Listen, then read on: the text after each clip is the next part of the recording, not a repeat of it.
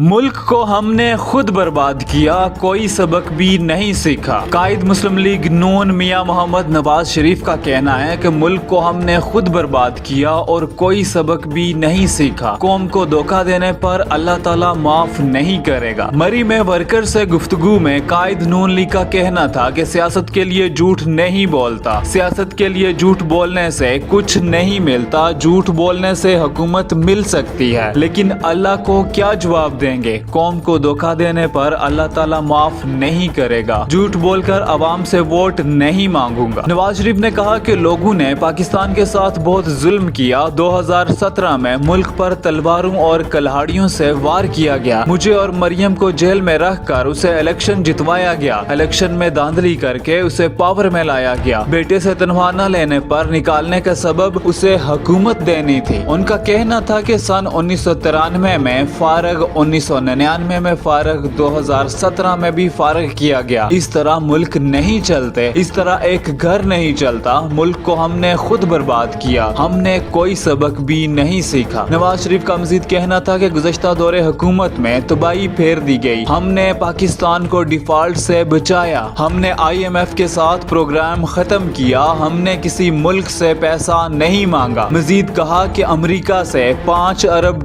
की ऑफर ठुकराई, एटमी धमाके किए, चाहता तो $5 अरब खुद भी रख सकता था।